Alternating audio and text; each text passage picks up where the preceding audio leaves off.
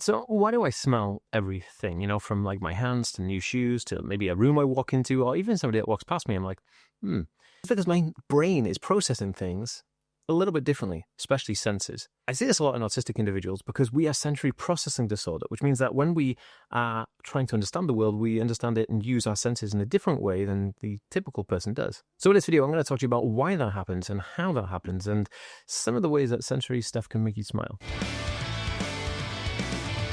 So in this video, I'm going to be talking to you all about why that happens and how that happens in autism for sensory issues. Hey, what's going on, guys? My name is Dan, and I have autism and ADHD. Now, if you're new around here and you want to learn more about these things, make sure to subscribe by clicking the notification bell down below because I do weekly videos about this stuff.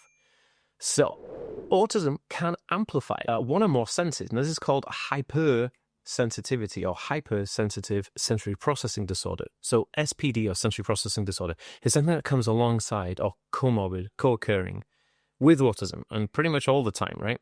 Hey, if you want to listen to this video on the go, I actually have all of these on a podcast, so you can listen right now on your mobile device or in your car or wherever you are. Just go to your podcasting platform and type in The Aspie World, and you'll be able to find me. Or you can just click the link in the description down below to listen to this podcast. Senses are normally like smells. That's like a big one, right? Smells, or like sounds. That's another big one. Sounds is a huge one.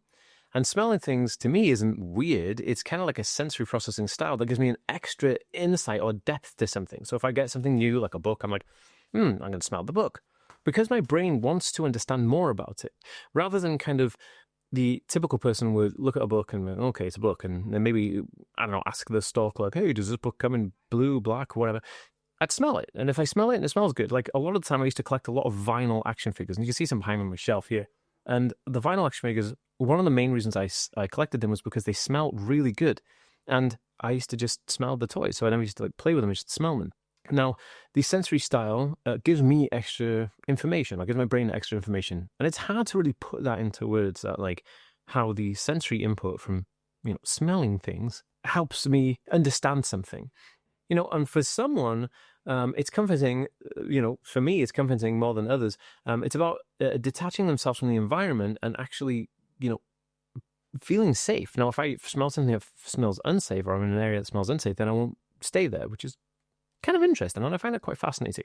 So, heightened olfactory senses is something that is actually very common in autism.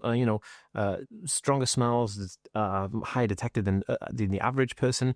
And this goes for me for like garlic, onions, vinegar, acetic acid, ether, petroleum, diesel. All of these smells are like really, really like vibrant and like, and it smells overpowering.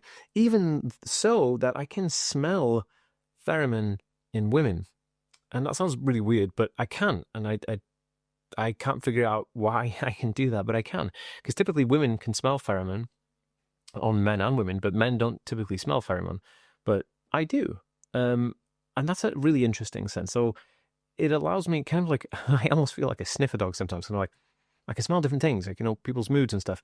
I can also smell, this is a weird one, but I can also smell if somebody is dying.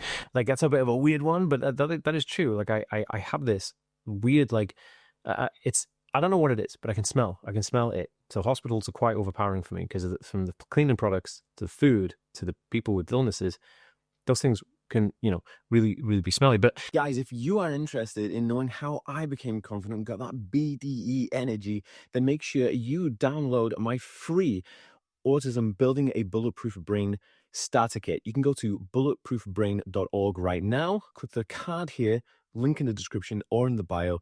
Or you can just go to bulletproofbrain.org. Make sure you hit www before it and download the free checklist starter kit right now.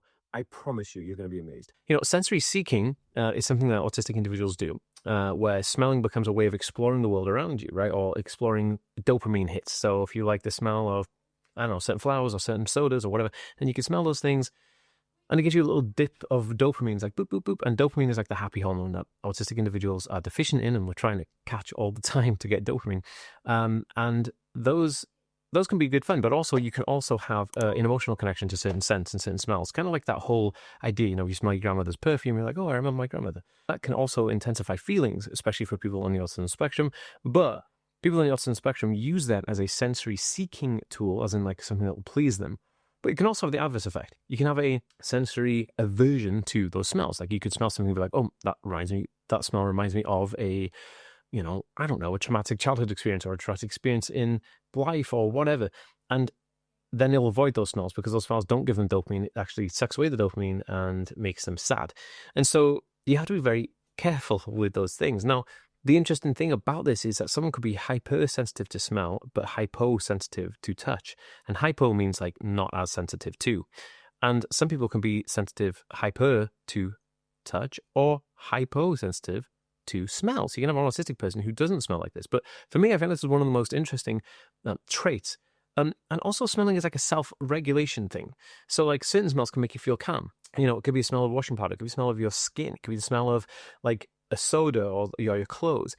And those are what are called relatable or predictable smells. And those predictable smells give an autistic individual like myself kind of like a calming reset regulation or a normalization of the situation. Like, oh, okay, I know where I am. It's kind of like having a comfort food. It's like a comfort smell, if you will. Now, I want to know, do you do this? Are you on the autism spectrum? Do you smell things? Do you smell your hands? Do you smell new shoes and carpets and rooms that you walk into? Let me know, because I feel like, drop it in a comment down below and I'd love to open that discussion. I actually detect people by their smells, like certain people have certain smells, like everyone has an individual smell, and also houses have individual smell, and those people smell like their houses, and the houses smell like them. It's really weird.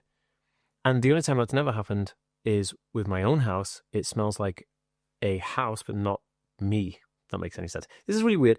It's hard to explain, but it's definitely something that's interesting, especially for autistic individuals. It's something that is apparent. Guys, I wasn't always this confident, and I definitely wasn't always this able. I'm able to hold down having a full-time self-employed job. I have children and a relationship across the Atlantic. How did I do this? I teach all of this in Coping Secrets, which is my entry-level program that everyone can get.